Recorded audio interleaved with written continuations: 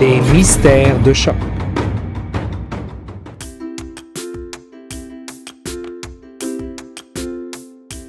Nous sommes près du parc Battery, près du lac Ontario.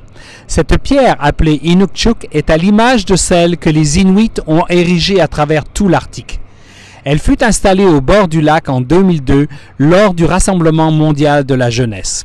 Des centaines d'Inukshuk sont ainsi disséminées à travers la toundra du Canada, du Groenland et de l'Alaska. Elles ont été placées par des chasseurs Inuits pour servir de système de navigation ou pour repérer du gibier. D'autres indiquent également des lieux de recueillement. Au départ, les Inukshuk étaient de simples pierres, mais plus tard, ils vont prendre une forme humaine sous l'influence des chrétiens. Inukshuk vient du mot Inuk, qui veut dire homme, et Shuk, qui veut dire remplace, d'où la signification à la place de l'homme.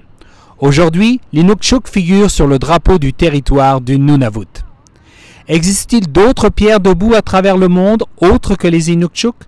Pour en savoir plus, restez à l'écoute de Choc FM 105.1.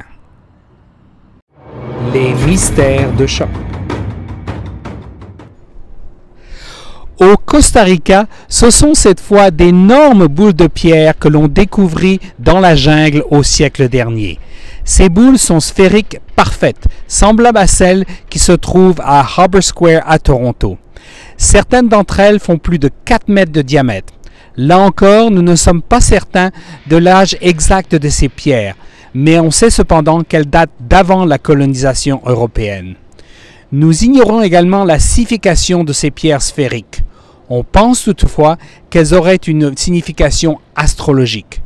Beaucoup ont été déplacés, ce qui rend la tâche des archéologues encore plus difficile. Existe-t-il d'autres pierres debout à travers le monde? Pour en savoir plus, restez à l'écoute de Choc FM 105.1. Les mystères de Choc. Ce sont près de 3000 pierres semblables à celles-ci qui se trouvent au parc Trillium à Toronto, qui se dressent dans un petit village de la côte bretonne nommé Karnak.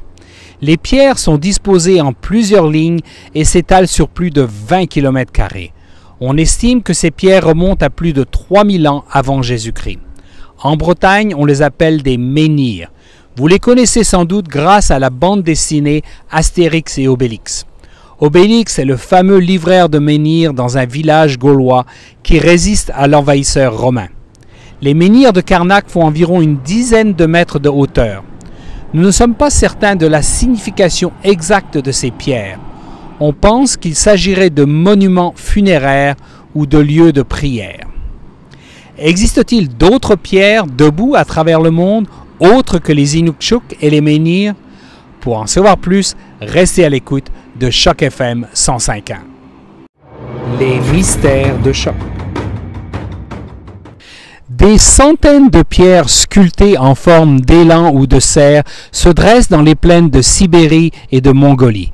Ces pierres, ou encore appelées menhirs, auraient été érigées par des chasseurs appartenant à un peuple nomade. On estime qu'elles remontent à environ 3000 ans. Nous ignorons encore la vraie signification de ces pierres. On pense qu'elles seraient liées à une croyance liée aux astres. Existe-t-il d'autres pierres debout à travers le monde? Pour en savoir plus, restez à l'écoute de Choc FM 105.1. Les mystères de Choc. Mais le site le plus célèbre de pierres debout est sans aucun doute Stonehenge, une petite ville située dans le sud de l'Angleterre. Certaines pierres sont de simples menhirs disposés en cercle et d'autres sont installées en forme de portique, comme celle-ci au bord du lac à Toronto. Quelques-unes des pierres sont de couleur bleutée et auraient été transportées depuis le Pays de Galles. Une véritable prouesse technique quand on sait que ces pierres auraient été érigées il y a plus de 3000 ans. On aurait utilisé des rouleaux de bois et des embarcations pour les transporter jusqu'à Stonehenge.